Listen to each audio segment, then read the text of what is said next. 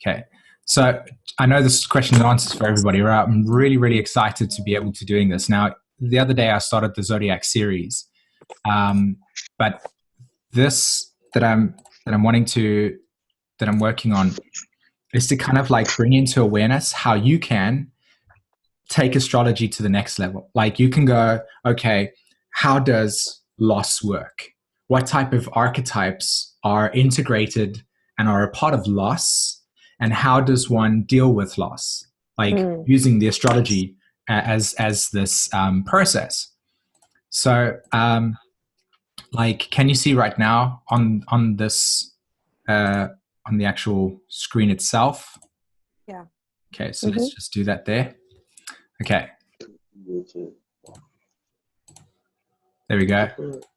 So look here, like this archetype here actually has got a lot to do with the relationship. Now, which one is this actually, to be honest? I created this yesterday. Is it crisis? This is the archetype of crisis. and also, this is also the archetype of, or should I say the archetype of crisis, but it's also correlating to the archetype of, I can't remember the word now. Damn it, Mercury retrograde.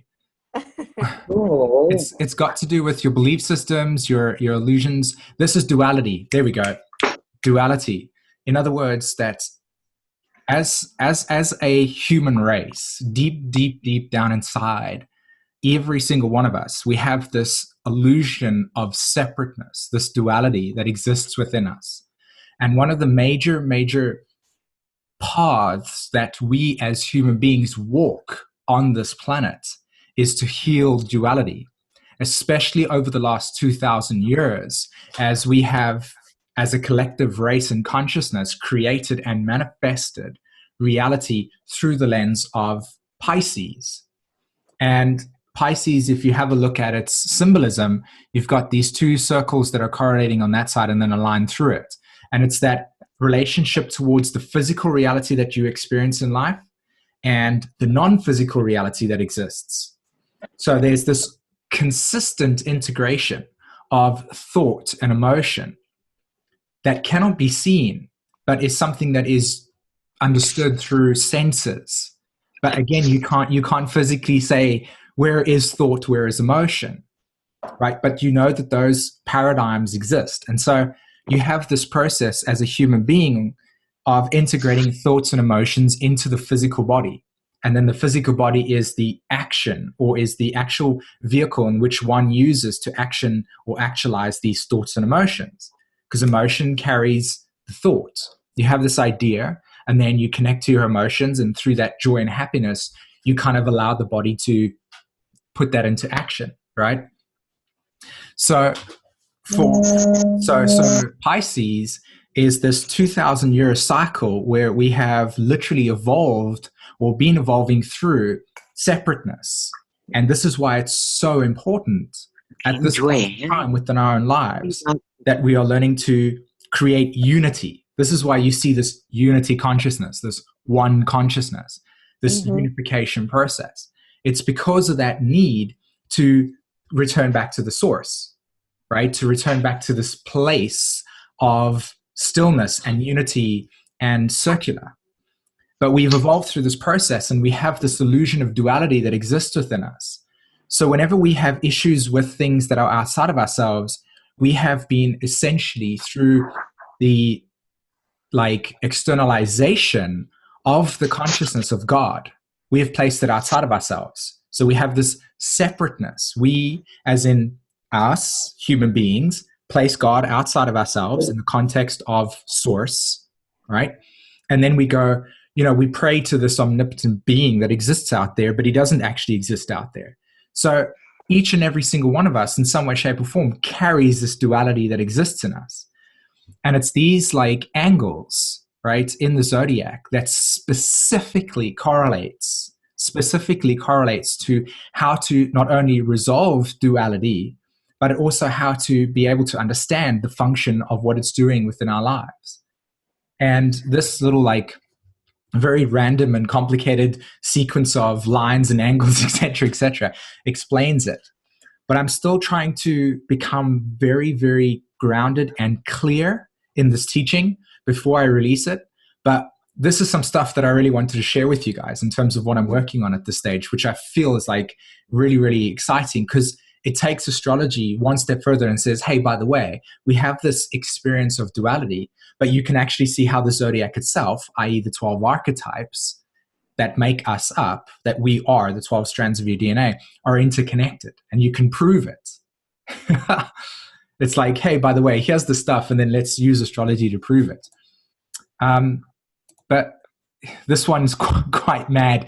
This is the Pluto and Libra generation, right? It looks like chaos. Yeah. It's pretty much how this is the core function. It's like what I'm really sharing with everybody here is this Pluto conjunct Mercury constellation that I have within my own consciousness. It's like I want to see what is the mechanics behind what drives consciousness, what drives the Pluto and Libra generation's consciousness. What makes the Pluto in like Virgo way, and why have they got their challenges the way that they do? But to me, this is the Pluto in Libra's issue. So if we understand this like connections, which I promise you guys, I will make it really, really simple to understand in that way. But it really is all these archetypes interacting with each other that cause all these things. For one, there is the archetype of projection. Pluto and Libra generation, projection. And also there's this archetype of literally having one's own emotional security attached to the relationship, and then feeling really, really awkward when there's this opportunity to exist without the relationship. So there's this paradox of going, I really want to be free, but at the same time, I feel complete in a relationship. And it's this whole sort of like need orientation that manifests itself. And it's these kind of like symbols over here that are consistently interacting, causing these trigger points where we feel these type of situations come up. So this was the Pluto and Libra thing. And I know that there's quite a few of us on this actual talk at the moment, but this is it. This is the archetypes involved. These are the angles that are consistently making things happen. The green lines correlate to blind spots. They're in conjuncts. These are the reasons as to why we cause these general crises that manifest, that induce evolution. So, fun times. Hello, Rose. I see that you've joined us while that was up. How are you guys doing? You good? I'm well. How are you? All good, yeah, all good. Not really enjoying this, what I call the transition period between Saturn's retrograde, when it went retrograde, up until it goes direct again in August. We're kind of going through this really sort of like needing to become very self-reliant at this point, which is something that I bet most of you have experienced, where you've placed some of your sense of needs or security outside of yourself. And then through the spirit of time, people have like abandoned you, or it's not available anymore. And it's like, oh my God, okay, so that's where I see that my needs are being placed outside of myself. And it kind of like sucks a little bit, because there's also the sense of boredom. I don't know if you guys experienced that as well. This like absence of creativity. When did it go retrograde? If I'm not mistaken, like March. Okay. For me personally, what I've been experiencing since March is we spoke about it on last Sunday or last week. My relationships, super close relationships, being completely challenged. Like, we're all doing things like, why did I do that? Like, what is going on with me? Why am I behaving this way? And that's basically been happening since March. And I see it as is like the ultimate challenge to step into this new way of being in terms of your own inner security and interacting with other people. Yes, and absolutely. It's so clear for me about the whole letting go of believing people need to be another way. Yep. Any way that I believe they need to be. That's how I'm experiencing it. Yep. Absolutely. Absolutely. Okay. Well, my main mission today is to be able to answer as many questions as possible without being too Sagittarius about it, because in my brain, like, it just goes, every piece of information cannot be left out, because then it doesn't make sense, which is not true. So I'm going to try my best to be very, very specific about how I answer things, so everybody can kind of get like lots and lots of, I don't know, whatever you get out of this this experience. So go ahead, guys. I mean, if you just wanted to join in and listen, or if there's anything that you wanted to speak about, absolutely go ahead. Well, I'd like to start, if I may. I'd like to just point out something. So, I mean, I have a bunch of questions, but now this is on my mind. So I went and I just did the chart on the day that I got to left my ex-husband. I was 30 years old, Saturn return. So I'm looking at the chart. So my moon is 0 degrees Pisces. The north node on that exact day, 0 degrees Pisces. Right.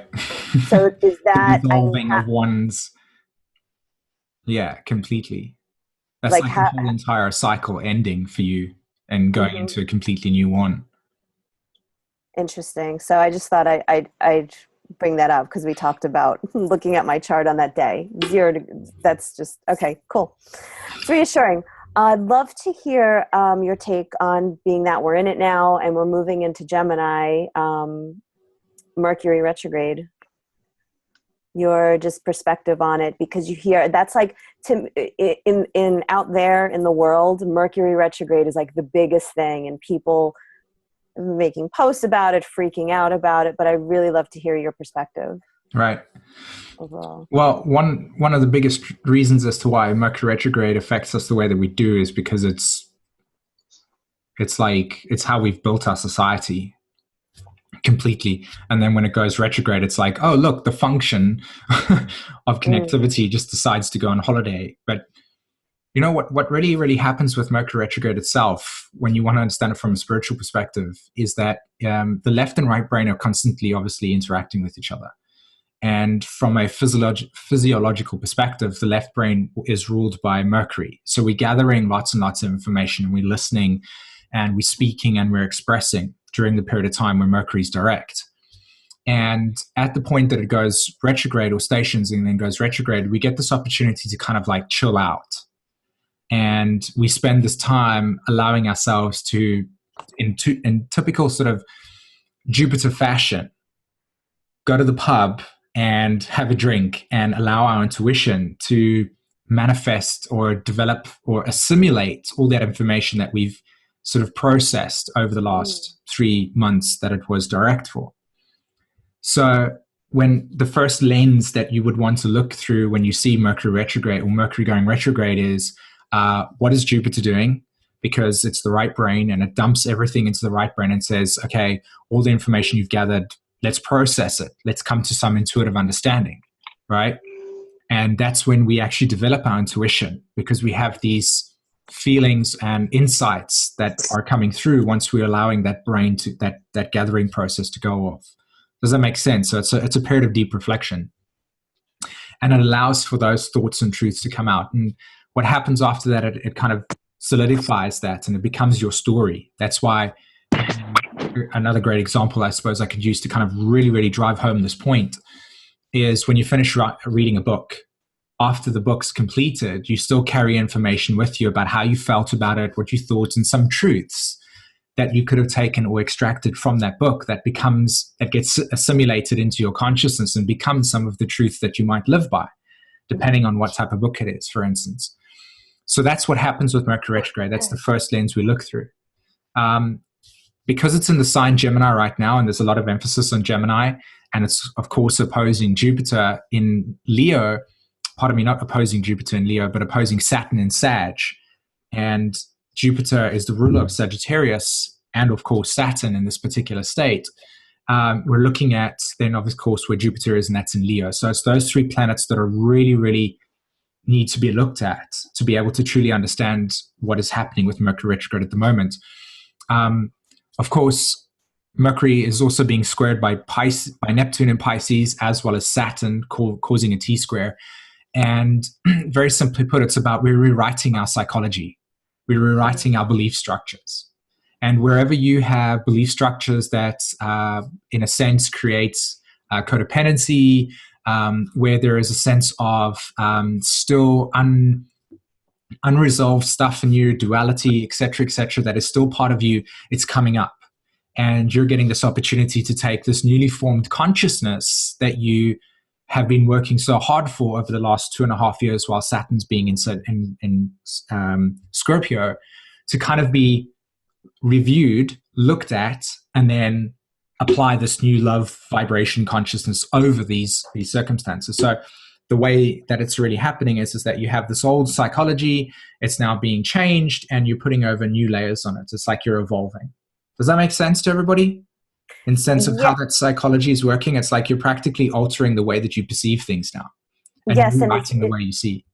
Is because Jupiter's in Leo, we're actually taking action on doing that and integrating it. Right, precisely. To me, I feel like because Pluto and Saturn are retrograde at this stage, there's a lot of need for deep reflection. I personally feel like we had a huge catapult in terms of Jupiter going direct in April that set us in motion for a new place.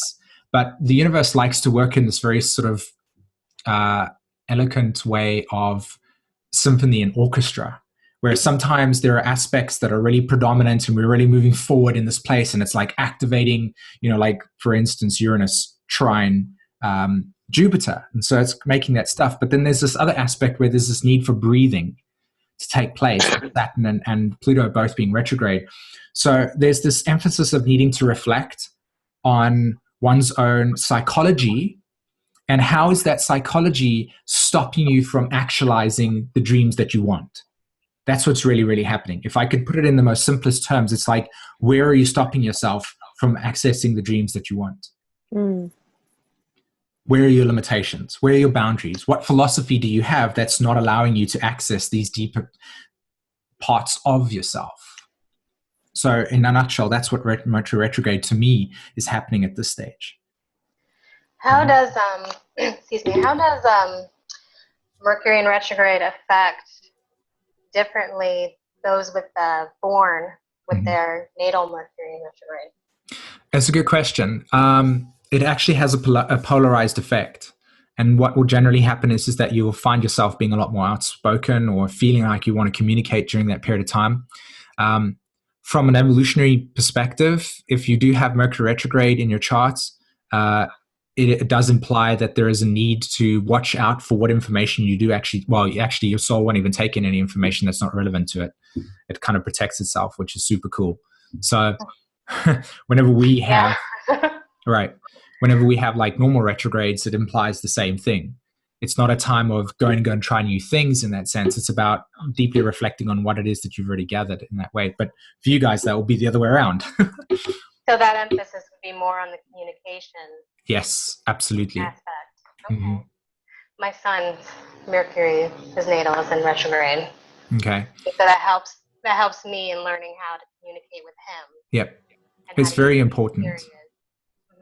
And I don't know how much stuff you've already discovered in terms of Mercury retrograde and how to approach it from a mom's perspective, at least, but definitely be very accepting of the way that his brain or mental capacity works, because it's very unique. There's nothing wrong with him; he's just very unique. Oh, I instinctively decided to homeschool because I felt like to put him in that system, he would be judged for who he was. His behaviors would be under a microscope, and that's not who he is.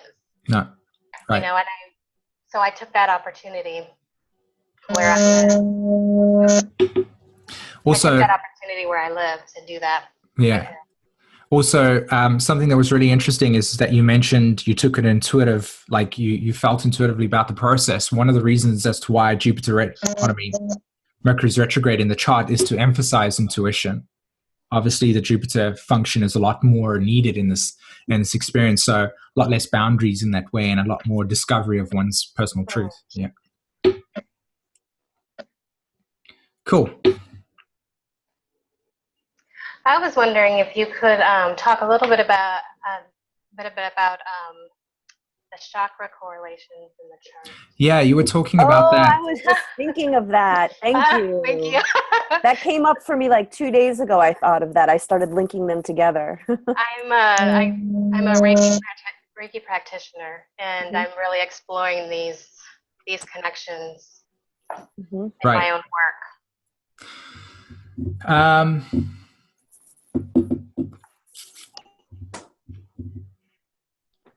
To be quite honest, like I would need to go and review the notes that I have regarding the chakra correlation. Neptune is the crown chakra. Heart chakra is Venus, and its connection to Uranus as well. Well, I've noticed there's a lot floating around. Like I have the evolutionary perspective. I have that's written down beside me. But in looking into it, there's a lot of opinions about Yes. what should go with what. Right. Right. Yeah, it's a good question, to be honest. I can honestly say that it's very limited in terms of my own awareness of the stuff.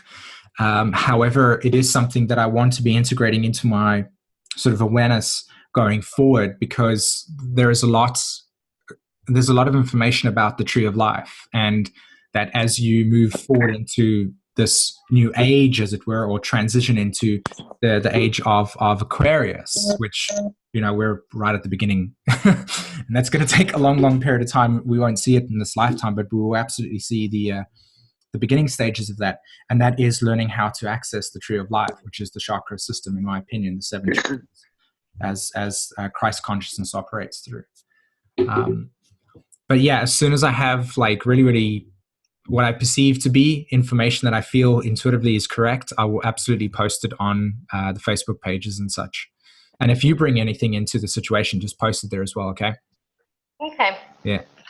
Yeah, because I'm studying this, you know, in my own chart, and I'm trying to find the correlations there, and to blend where the planets fall in that system, and how we can use maybe the evolutionary intentions to try and heal that specific chakra.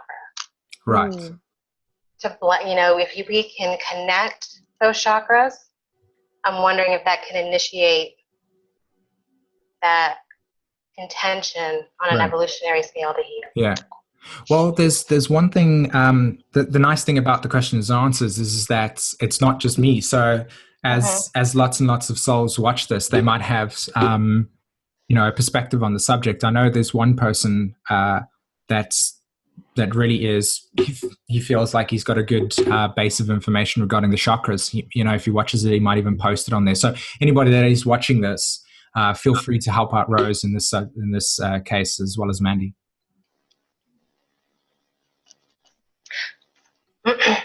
It seems to me that some of them might correlate to multiple. So like you said, Venus was heart, but wouldn't, being that that's, you know, Venus Taurus, that's more of a survival. Well, that's a true statement. And right? the thing is though is that the way I see Venus is, yes, Taurus itself, but again, everything's holistic. So Taurus sextiles the 12th house, or Pisces, which means that whenever we are saying find the source within, it's because 12th house sextiles second house, and 12th house is Pisces, the source. So the relationship between Taurus and Pisces is finding the God within. But through duality, we have created that God outside of ourselves. And so what happens here is that we don't see, we project it. And so there's that whole process there. But the reason why I feel that Venus, along with Aquarius, or should I say Uranus, rules the heart chakra, is because I feel that Venus itself is the archetype of give and receive. So that's how we are surviving. We're going like, these are my values, this is what I have to offer, and this is how I make myself appealing or attractive in any sense, right? So we externalize that sense of what I need, and then somebody else looks at that and goes, well, I'm interested in that stuff. So you have this natural relationship of the heart attracting relative to what it's capable of. Does that make sense? And then I correlate Uranus to that process, because Uranus not only rules the electrical body, which is, of course, what this is. This is an electrical body with the nerves, and that's why stress is the way that it is. If you really want to look into the nature of how reality creates suppression, it's because it just suppresses the electrical body and nervous system. So we all stress out, and therefore we need these kind of situations within our lives to to counteract that. Which is why they always say go out into nature, and that's where you'll heal yourself. And if you think about the amount of Wi-Fi that's around you, there's a consistent bombardment of that stuff on your electrical system, but you can't see it, so therefore it doesn't exist. Anyway, right. The point here is that Uranus correlates that process, because once you go through your Uranus opposition, you transition, in my opinion, from the solar plexus chakra, right, to where you have mastered the physical plane, to obviously your spiritual journey, right? And so Uranus is where you break free and you individuate yourself. And Uranus, the electrical system, is how you electrically move from the physical to the non-physical. In that sense, you start following your own path. You start following your own perspective, your own individuation. And I'm sure you can vouch for that, Mandy, because, you know, you're one of those people that are actually going through that transition right now. Mm-hmm. And many, many souls at the age of 38 would have gone like, yeah, I did lose most of the stuff that I had around me because the material world started to disappear. I was going to say, Jeff Green has a medical astrology book. So, I mean, just, you know, from his perspective and linking it to EA, he does have a book where he talks about the chakra systems and the correlations in the charts and physiology and whatnot. Yep. But you will see different opinions on that, on the chakra. Yeah. Yeah. Sure. Here's the way that I feel like discernment, how I personally would discern the process. Number one, my philosophy is that nature and human beings there is no separation. Okay, that's the first thing. Okay. The second thing is that the body itself is a reflection of the 12 archetypes that are intrinsic in nature. I personally believe that when you incarnate into this plane of existence and the solar system itself reflecting this, that there are these 12 main archetypes that exist, and we embody this journey, this creation through them. And the astrology chart reflects where you're playing, okay? Which is why we can always, in some way, shape, or form, under the right consciousness, have an awesome astrology reading, because we'd be going like, okay, you have Mars in Cancer, and you're playing in this field of nurturing and protecting. And the person goes, yeah, that's right. It's because like your center of gravity relative to exploring and expanding these 12 archetypes. So from that perspective, the body would naturally have this connection there would be natural physical connections towards these 12 archetypes that are non-physical. So a part of me feels like the medical, you know, the EA perspective is really, really grounded in that sense. Fair enough, there are a lot of opinions in that way, but I feel like it's a really, really good starting point, because their principles are in what I've just shared with you right now. And that's just my own 2 cents of the process. Whereas if there's always this, if you look at the way that it's being approached and how this truth is being trying to be justified or, put across, and it has that disconnect with nature, then that's a red flag for me straight away.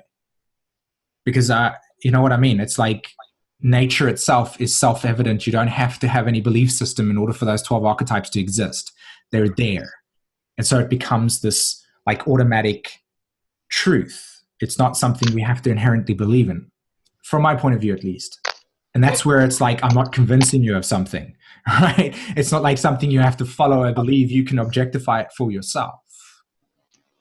So that's how I would start looking through information that's around that process. But again, like I said, just my own perspective. We've got another person joining us, Keith. Yeah. Do you guys want to explore that thread of consciousness more, or?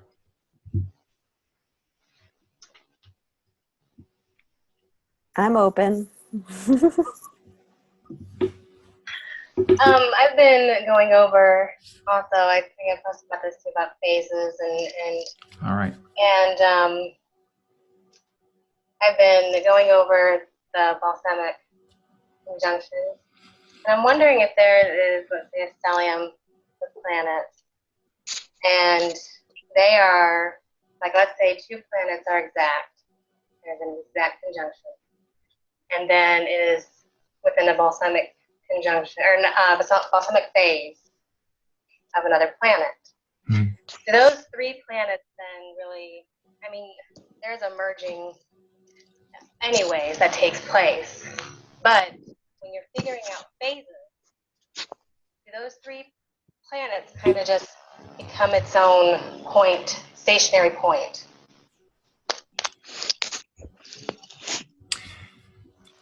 Everybody else is welcome to jump in as well, by the way, in terms of answering it. I don't feel like I have to sit here and be the one that answers all the questions, even though it is called that. You know, Angie, you work with EAs and such. We haven't got to that point yet in EA with you, Mandy, but you can, you know, whatever intuitively comes up. I feel like you would have to look at the whole entire astrology chart to be able to see why that's happening to begin with. And you will probably find like tons of information justifying that phasal that and that huge conjunction that's taking place. I would start to ask questions to be able to understand this. So, for instance, what three planets are in relationship to each other? Pluto. Okay. Saturn and Jupiter. Okay. Saturn and Jupiter being in the exact conjunction. Saturn and Jupiter's in an exact conjunction? Yes. Okay. Is Saturn, when you say exact, is it like 29 minutes and 29 minutes and 29 seconds? It is 7 degrees. The minutes are different. Okay. So I guess it's not, that doesn't make it exact, or it's... Well, I mean, okay. At the end of the day, the energy of the exact is going to be huge in that sense. Which one is ahead then in that sense? Like Saturn is the slowest moving planet in relationship to Jupiter. Yeah, so, but Saturn is the one that's ahead. Okay. Right. So you actually have a balsamic phase conjunction. But the way I would feel that conjunction to be, consciously speaking, is... Okay, let me back this up here for a second. Okay, the first thing you have to ask yourself is, what are the two archetypes doing in relationship to each other?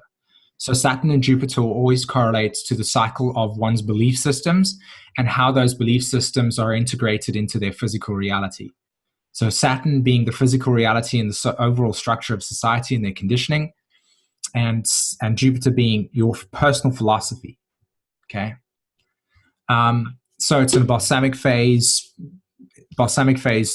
conjunction. And in this particular instance, what intuitively comes up to me is that this lifetime will be one where you are literally like looking back like that and going, oh, that's how I finished that cycle. And now I'm going to go on a new cycle. It's not one where you're going through all the trials and tribulations of the balsamic phase and it's, you know, becoming aware of all the cycles, et cetera, that happened and all that type of stuff. It's like looking at the situation and going, I feel this instinctual desire to go in a new direction, to completely and utterly explore something that I've never done before. Simultaneously going, I'm very aware of what just happened.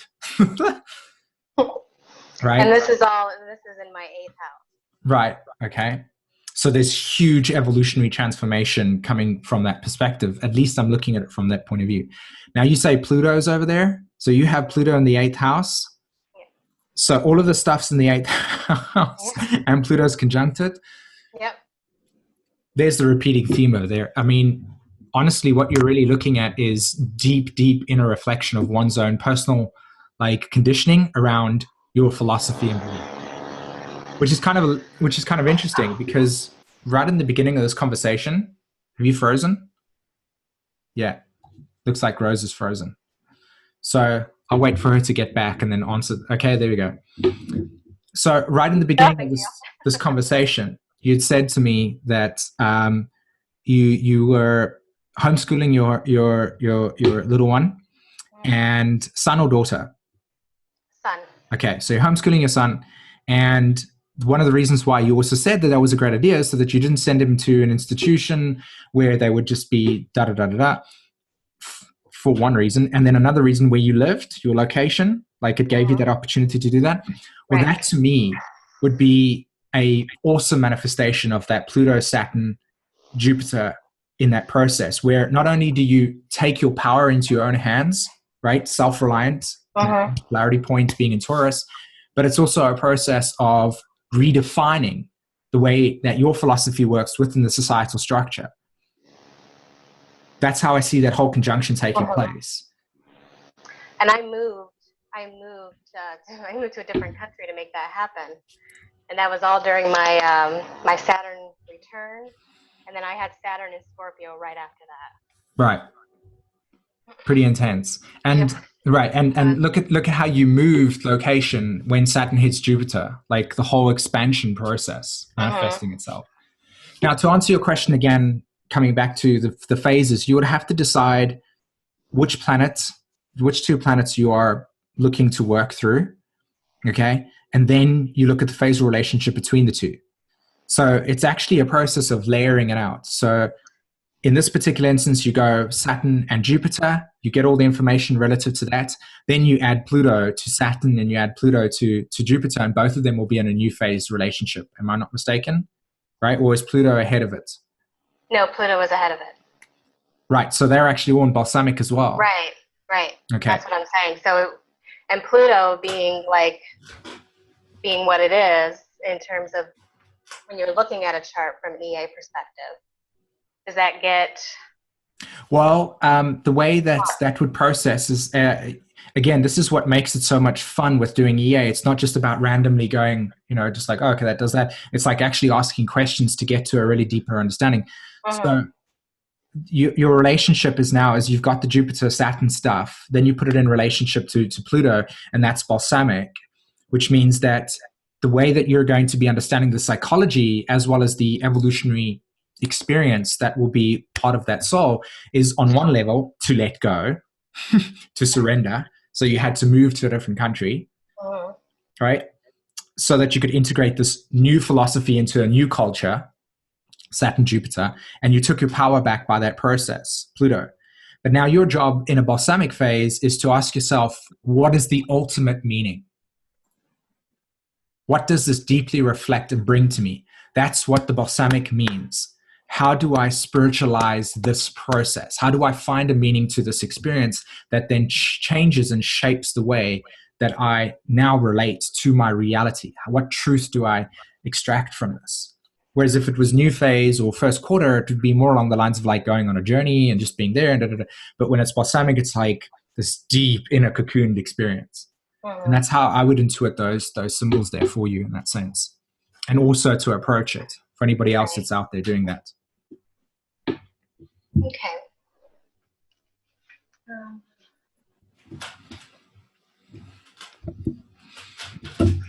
Yeah, I get overwhelmed with the layering, and because I look at it and I feel like I feel so much, I see so much, and I am still trying to get that ground. That's a piece of paper. That's a pen. Write the layers down. That's how I did it. Promise. But it still ends up being so, I do that, it still ends up being so scattered. It's just like, I feel like I start one point and I can go so deep into it, but then I start another point and then it goes deeper, and then I can connect them, but then I'm left with, okay, it feels so big. Yeah, right. When I look at charts. That's why it's always good to have an intention when you're looking at a chart so that you can find what it is that you're looking for, which sadly is always going to be the case. You're always going to find what you're looking for. So it's really, really important to say, like, to put this intention out there to say, what am I seeking? So and that would be important to get from any client, correct? Like when you do their chart, what are you seeking? What is it that you want to? That's right. Okay. Absolutely. Otherwise it's just... Well, that's what I'm also trying to explain to people as I approach giving readings or doing sessions, is that I don't want to sit here and tell you about you. I want to help you find out something you didn't know previously, or something that you need validation, confirmation on to go forward. That's right. If I can be that reflection, that's what I want to do. Yep. But I get overwhelmed by the information without that Yeah, it can initial absolutely be that intention. way. It can absolutely be that way. Which is why, I mean, I don't know how you guys process it, but just before a kind of like reading in that sense, just sit down and spend a minute or so or 2 minutes just kind of like grounding your intention when speaking to the person in that sense, and really, really keeping it slow. Can I ask, because I'm about to get started on focus and marketing to a specific client, which would be all focused on self-worth and confidence and self-worth in terms of more particularly relationships. So what would you suggest I start to look towards in chart reading? The state of the second house, so the sign that's ruling the second house. Okay. Venus, what Venus is doing in the astrology chart. And I would look to the archetype of Venus is my go-to place. I would look to the state of the moon. The moon's really, really important in that sense. My conscious. Because are you saying moon because that's your perception of yourself? Yep, that's right. Okay. That's right. Yeah, precisely. Those two would be the big key factors, and maybe Mars. I mean, like I can sit here and say everything, to be honest, because I can justify everything. It honestly is the case. If somebody can have like an awesome kick-ass second house, an awesome kick-ass moon, and then their Mars is retrograde in Pisces, and it's like that person's going nowhere, literally. So I might also add that looking with or for any of the trauma signatures in the chart, yes, you will see where there's a direct hit to their self-worth. Yep. And you I don't think it from that angle. Okay. We haven't gotten that far, have we, No. Simon? Are we going there in this class or? No. Yeah, I didn't think so. We can talk about trauma signatures in the next or the following ones to come up, but it's quite a big teaching on its own, to be honest. It sounds it. Yeah, but it's a very fascinating subject. I think that's where I'm putting my feeling and intentions. Very cool. As well. Wounding of the soul. Yes. Keith, did you want to ask any questions, by the way? Or you're just happy to listen in as well? Hi, Simon. Hi, everyone. Yeah, I'm sort of in the valley still, so I'm learning a lot as I go along. So please carry on. I'm learning a lot and enjoying it very much. Thank you so much. Cool.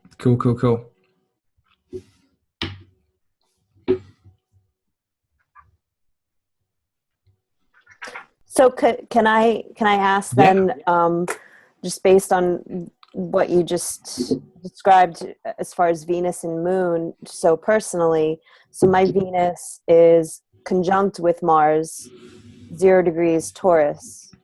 Yep. 12th house. And my Moon is 0 degrees Pisces, 11th house. Yep. So what, from your perspective, how would you evaluate that? Okay, so the first step that you want to do is link it towards the type of social conditioning that this person has had. Pisces moon can mean many, many different things depending on what type of environment has stimulated that archetype. It can range from somebody that has had like just wonderful spiritual mother in that sense to a mother that has had like really, really struggles with keeping reality together, basically, or not even having mother or father archetype present. So, especially when it comes to moon in Pisces and 12th house stuff, there's early life conditioning has allowed the soul to have to surrender a lot of its own personal desires and dreams and ways of being in order for it to survive in some way, right? Whatever it might be. It can even be as subtle as like wanting to really, really be taught something, but nobody around to offer that teaching. And so there's this unconscious feeling of like sense of lack that exists that propels the soul into actually creating a whole lifetime trying to fulfill this lack. Trust me. So that's what you would have to do first. You would have to literally do a lot of like investigation in terms of where this person is at, firstly.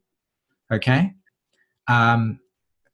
To be honest, I would look and have a discussion with the person first, and then use the astrology to pick up the charts, to pick up the symbols, because you get to validate where they are versus tell them where the chart tells them that they are.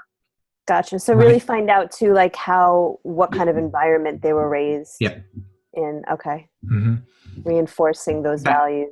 That's right. But you are doing a lot of advanced work now when it comes to EA stuff. And the reason why I say that is because you've got to expose yourself to a lot of the types of ways that Moon in Pisces can operate, or for instance, Mars conjunct Moon in Cancer can operate.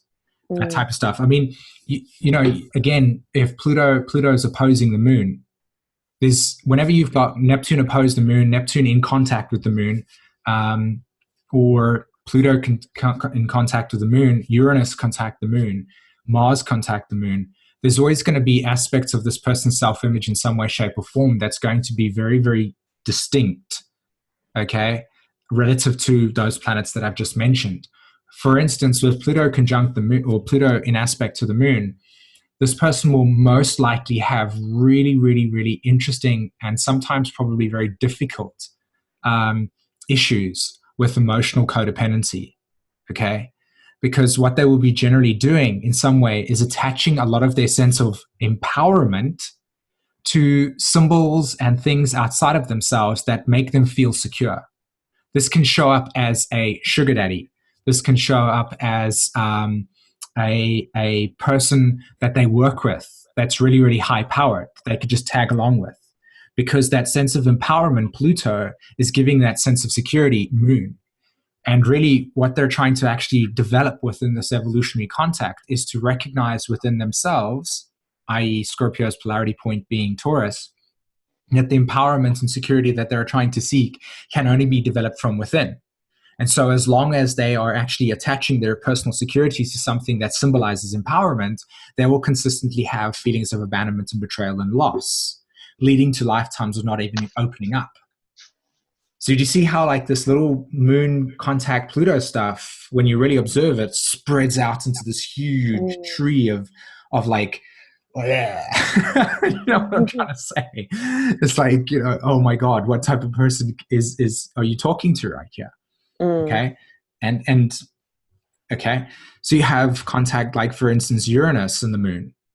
You're talking about somebody that has had lifetimes of emotional shocks to the degree where they could actually be in situations of they could look frozen to you when their emotions are being triggered. Now, do you have the sense of like compassion to sit with this person and communicate in a way that is so incredibly deep and vulnerable? Because for them to open up to this experience of that trauma is like you're asking them to literally jump off the edge of a cliff. To embrace this trauma. You know what I'm trying to say? Yeah, absolutely. And so that's where your challenge really comes. If I were to honestly speak to you about dealing with this stuff, it would be about how much can you bring to the table that is about just sitting with this person and holding space as they tell you stories that are in their consciousness that they don't really want to expose within themselves on a normal day-to-day basis. That's why I personally went for my Reiki certifications, because then I had that grounding, I had that energy awareness and knowledge of how to hold a space and how to try to help their flow of space and energy. Yep. Yeah, so that's why I would begin listening to the person, trying to pick out aspects of their conversation or words that they are using. And most of the time when you're listening to karmic patterns, there will always be like statements that like, I can't get rid of this, I don't understand how that works, it's always happening to me. You know, there's and there will always be sometimes like this Virgo archetype of resistance and excuses as well, because there's this kind of sensitivity around this like issue that's in their consciousness, and they've built a kind of armoring around it, right? We've all had it in our lives where we have this little armoring around some of the sensitive aspects within ourselves that are from previous lifetimes. And of course, that's why reincarnation and karmic astrology through this lens is really, really empowering, because you get to access that space and heal it from the inside out, not from the outside in, which is why therapy can take 1,000 years and you can do one astrology regression with somebody and fix it in a moment. It's like, where does the power exist? But coming back to this point again, and this approach, listening to what the person's saying, and allowing their story to unfold, and then really zero in on this karmic pattern, and then from there looking at the chart and going, oh, okay, Uranus conjunct the moon square Uranus conjunct the moon square Mars, right? On one hand, this person's absolutely carrying with them something that has happened in a previous life that's taken away their security instantly. Something as subtle as their house burning down in front of them to a whole entire tribe being wiped out. So that's how I feel is a good way to answer that question. Okay. I hope that brought some awareness to it that was actually helpful in some way, even if it might have not directly answered. It did, because it also explains for me personally what I've been exploring in my life and what I've learned about myself, specifically through some shamanic journeying that I've done. And I learned just recently in February and March, like huge. I learned the purpose. So I had suffered from chronic migraines since I was 5 years old. And it was meditation that healed them. I have not had chronic migraines in 3 years, but I came to understand the reason and purpose. So I'm kind of seeing some kind of link since the moon is in Pisces. So what I had learned about myself is that I came into this world incredibly connected to the other side. Yes. And the absolutely. reason and purpose that I had to have those migraines is to ground me as a human being, because I didn't understand what it was to relate to other people and empathize. And the way I was raised by a mother and father who were both raised in Catholic households. Right. Went to Catholic school. My mom in Queens, my dad in Brooklyn, like nuns beating the boys. And so as a result, my mother was terrified. She grew up terrified and didn't want to instill that fear on us. So I was raised with virtually no spirituality, no connection to anything. So it's like I've been through this struggle, and I all of a sudden had to learn how to reconnect back. And now I'm really starting to understand how this all plays out. It's completely the truth. And that's what I meant. I didn't even speak about moon contact to Neptune. And, moon in Pisces is the same thing as moon contacting Neptune in some way. And you have to be able to integrate into your emotional body your spirituality. Like that is such a big thing, because it's that process of Neptune connecting you to something. That's why, for me, I have moon opposed Neptune in a complete and utter opposition in 11th house and 5th house. And it's this process of getting tons and tons of information, situating over here in this abstract ether aspect, and then going blah, blah, blah, blah, blah, blah, and then nobody understanding anything.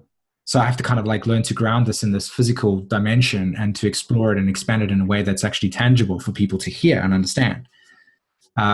That's why I always say I'm going to try to answer this in a way that is very sort of clear and concise, because to me, I'm making all the connections already, but I don't do that with other souls in that sense.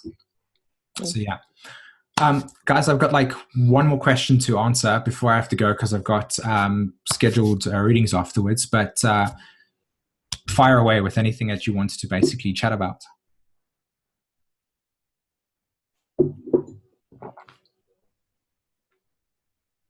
Nope, we're all good. I mean, I could go probably. Yeah, one more question. Go. Okay.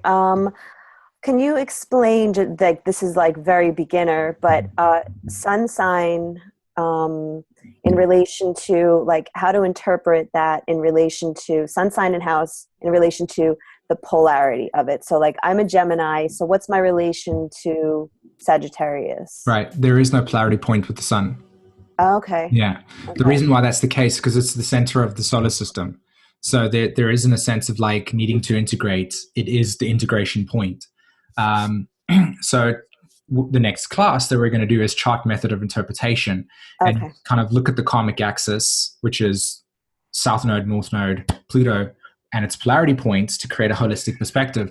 And then you go to the sun and you look where the sun is, and you'll notice that the sun actually amplifies the whole entire chart. And it says the center of gravity for where your awareness needs to be in this lifetime needs to be wherever the sun is. So it's not even, the sun doesn't even correlate to past lives as well. If it hits the south node of the moon, then there's things that you're bringing into this lifetime from a prior lifetime, and that's only because you would have been aware of it growing up. That's it. Okay. So your gifts will actually be quite natural to you in that sense. But the sun, no polarity points. It's in Gemini, and it's saying connectivity, sharing, inclusion, speaking, diversity, exploration, etc., etc. That's how you allow for the north node as well as Pluto's polarity point to integrate itself. Okay. Gotcha. Okay. Cool. Thanks. Awesome. Well, then how is it like that it's, I don't know, I guess when you study like the traditional astrology, I don't know, I've always seen the point made about the polarity, like for Pisces, Virgo. You know, there's always been that point made. Is Earth ever a point of...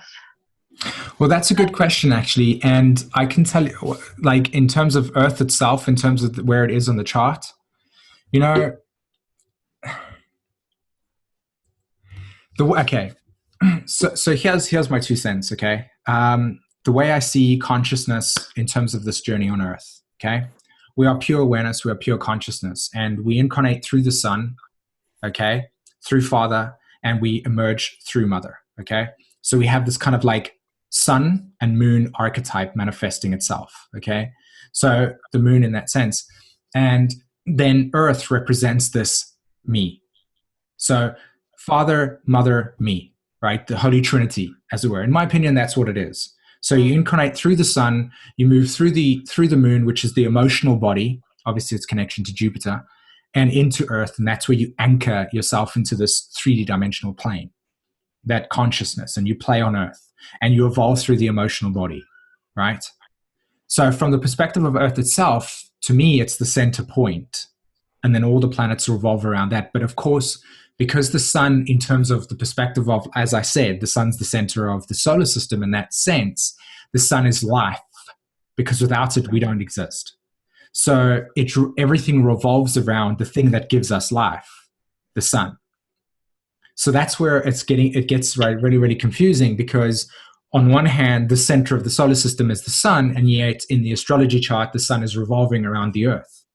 So the way I see this and try and intuit this process, because using the left brain in itself has got its limitations, because we can only perceive something based on what we have definitions for, in my opinion. So intuition has this ability to access parts of our truth that can be deeper than what our perceptions of reality are based on conditioning. So intuition comes into play, and it says to me that, again, Earth is this body of vehicle that we evolve through. So it's the center in this astrology chart, but the sun's representation of what it symbolizes is still the center. And so therefore it doesn't have this polarity point experience. And I've seen it. I've watched it. That's one of the beautiful things about the job that I get to do, is I get to speak to every single person across the planet and look at their astrology. So I'm having like first class tickets to watching the stuff actually prove itself to me. And then I'm trying in some way, shape, or form to pass it on to you guys to say, hey, by the way, did you see how cool this stuff is? And it's time and time again, it just gets proven to me. So that's my perspective on how I see it in that sense. I hope that helps. Very much. Cool. Thank you so much, everybody, for joining me on this experience. I really hope that everybody's watching this at the same time as I was actually going to answer some of your questions, by the way, today that you had posted there. So it was interesting. I was wondering. I was like, he has to know I'm probably going to show up. Cool. But thank you. I really do appreciate it. You're absolutely welcome. Thank you very much for joining, everyone. Keith, Cheryl, Andy, and Rose, and everybody that's watching this experience. Yeah. Cool, guys. Have a fantastic day, yeah? Thanks, Simon. Take care. See you soon. Bye.